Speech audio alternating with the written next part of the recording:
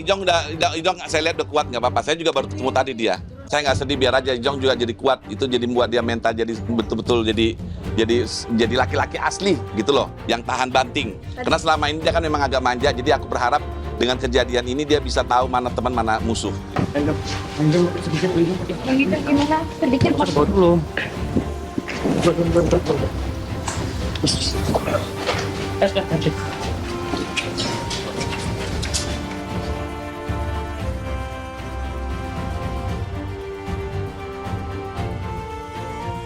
Itulah pertama kali kemunculan Jonathan Frizzy sejak ditahan di lapas pemuda kota Tangerang karena tersandung kasus dugaan penyalahgunaan obat keras dalam kandungan liquid vape.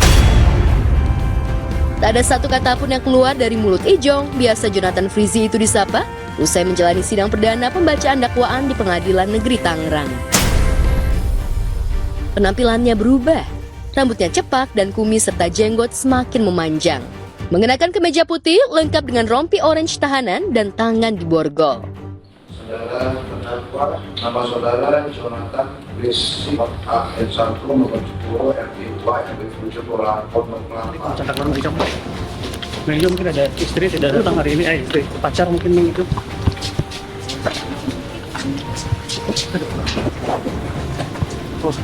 Makin ganteng, jadi kayak siapa ya, kayak bintang dulu tuh ada itu.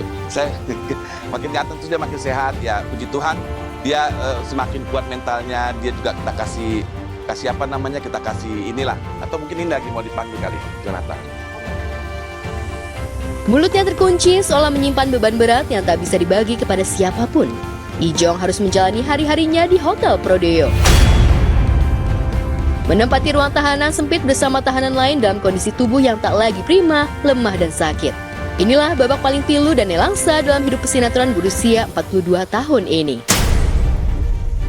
Beruntung kehadiran paman tercinta Benny Simanjuntak seolah mampu menguatkan Ijong yang kini terpuruk.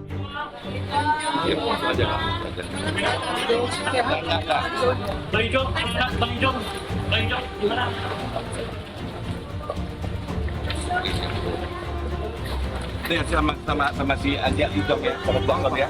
Gak apa-apa, Ijong saya lihat udah kuat, nggak apa-apa. Saya juga baru ketemu tadi dia.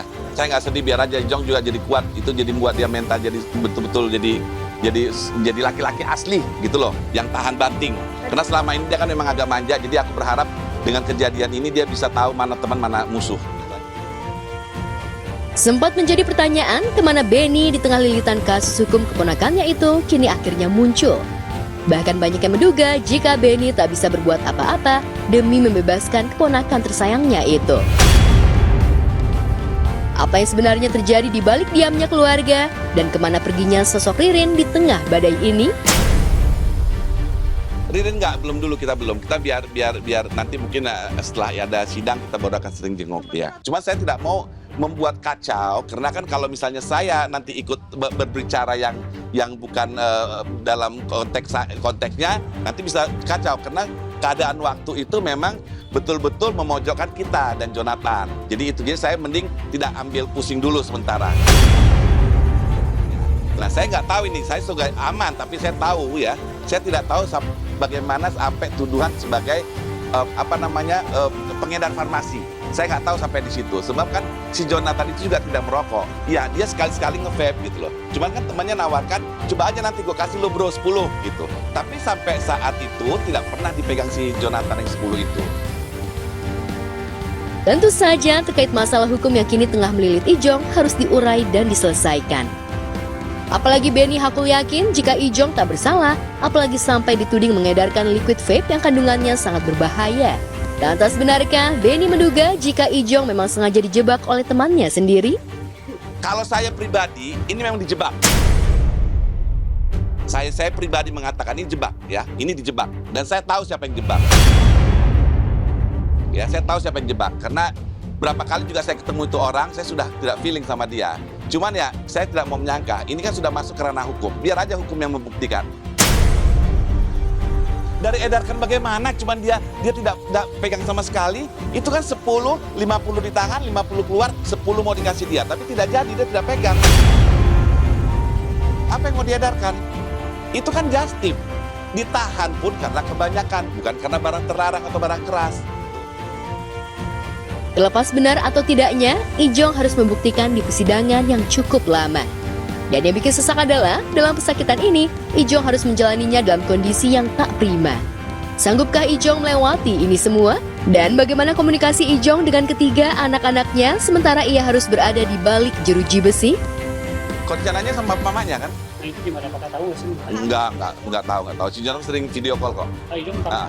Ya, jadi Jonathan itu ya, betul-betul Jonathan itu tadinya itu dia nggak kuat.